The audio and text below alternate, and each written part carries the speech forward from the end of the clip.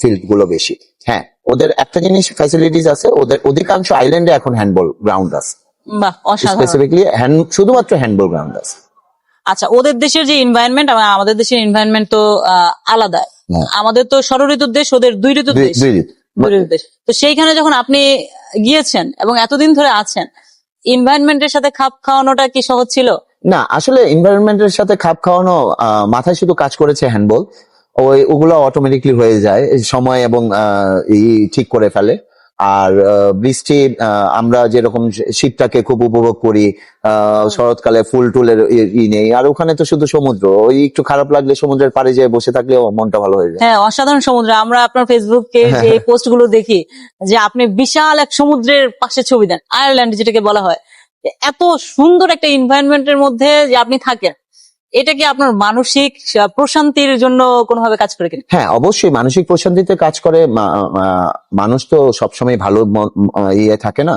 হ্যাঁ, মানুষ 24 ঘন্টার মধ্যে দেখা যায় যে 23 ঘন্টা ভালো থাকে, কিন্তু ওই 1 ঘন্টা খারাপ যে সময়টা যায়, ওই 1 ঘন্টা খারাপ সময়ের জন্য ওই 23 ঘন্টার সময়টা নষ্ট হয়ে যায়, মানে ওইটা আর মনে থাকে না।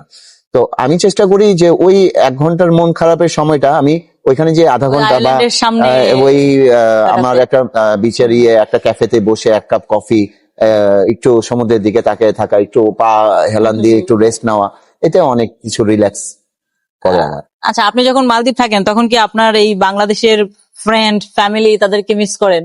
হ্যাঁ, অবশ্যই মিস তো করবোই।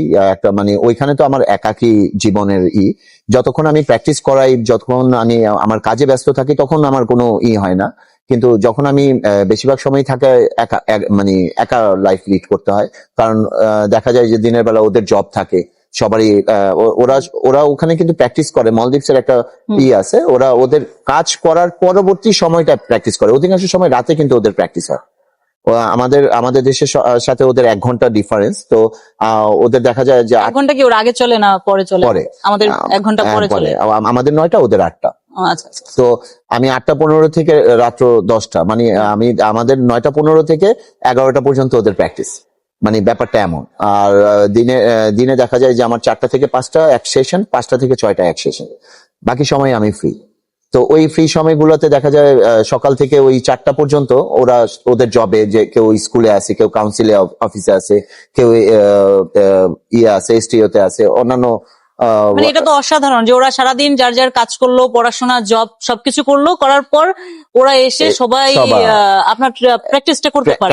আচ্ছা, এই সুযোগটা কি আমাদের দেশে আছে কিনা? আসলে এই সুযোগটা আমাদের দেশে তো অবশ্যই, এই সুযোগটাই হচ্ছে, কিন্তু এখন সময়